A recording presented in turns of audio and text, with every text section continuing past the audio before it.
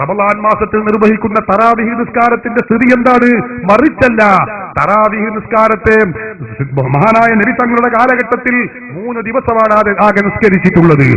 ബഹുമാനപ്പെട്ട സിദ്ദീഖുൽ അക്ബർ റളിയല്ലാഹു അൻഹുവിന്റെ ഭരണകാലമായപ്പോഴേക്ക് നമുക്കറിയാം, അവർ ജനങ്ങൾ ഒറ്റയായി വ്യത്യസ്ത ചെറിയ ചെറിയ കൊച്ചു ജമാഅത്തായിട്ടായിരുന്നു അവർ നിസ്കരിച്ചിരുന്നത്.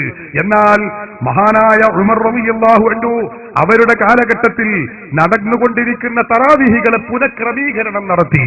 ഉബയ്യ് ഇബ്നു കഅബ് റളിയല്ലാഹു അൻഹു എന്ന് പറയുന്ന ഖുർആൻ പണ്ഡിതനായ ഖാരിആയ അവരുടെ നേതൃത്വത്തിൽ ഈ ജമാഅത്തുകളെ ഒറ്റ ജമാഅത്തായി പുനഃക്രമീകരണം നടത്തിയപ്പോൾ ഹദീസിൽ കാണാം, കാനൂ യഖൂമൂന അലാ അഹദി ഉമർ ഇബ്നുൽ ഖത്താബ് റളിയല്ലാഹു അൻഹു ബി20 റക്അത്തൻ വൽ വിത്ർ. ജനങ്ങളെല്ലാവരും സ്വഹാബത്തെല്ലാവരും 20 റക്അത്ത് തറാവീഹും 3 റക്അത്ത് വിത്റും നിർവഹിക്കാറുണ്ടായിരുന്നു. സ്വഹാബത്ത് സ്വീകരിച്ച ശൈലിയാണിത്. നിങ്ങൾക്കറിയാമോ, കഴിഞ്ഞ റമളാനിൽ വരെ അന്ന് തുടങ്ങിയ ആ പാരമ്പര്യം മക്കയിലും മദീനയിലും 2 ഹറമിലും അവിടെ പോയവർക്കറിയാം, തറാവീഹ് 20 റക്അത്ത് തന്നെയാണ്. പോകാത്തവരിവിടെ റമളാനിൽ TV തുറന്നാലും കാണാം, തറാവീഹ് 20 റക്അത്ത് തന്നെ. സ്വഹാബത്ത് തുടങ്ങി വെച്ച ആ താബിഈകൾ കാണിച്ചു വെച്ച മാർഗം ഇല്ല മുസ്ലിം ലോകത്ത്. സഹോദരന്മാരെ, അതിൽ മാറ്റമില്ല. അവരൊക്കെ തറാവീഹ് നിർവഹിക്കുന്നത് 20 റക്അത്താണ്. സംശയമില്ല, മുസ്ലിം ലോകത്ത് തറാവീഹ് 20 റക്അത്താണ്. പൂർവീകരുടെ പാരമ്പര്യം ഈ വിഷയത്തിൽ ആരുടെ കൂടെയാണെന്ന് നിങ്ങൾ ചിന്തിക്കണം. കഴിഞ്ഞോ കേരളത്തിലെ മുജാഹിദുകൾ തന്നെ നിങ്ങൾക്കറിയാമോ, അവർ പഴയ കാലത്ത് മുജാഹിദുകളുടെ മദ്രസയിലേക്ക് തയ്യാർ ചെയ്ത പുസ്തകമാണ് എന്റെ കയ്യിൽ.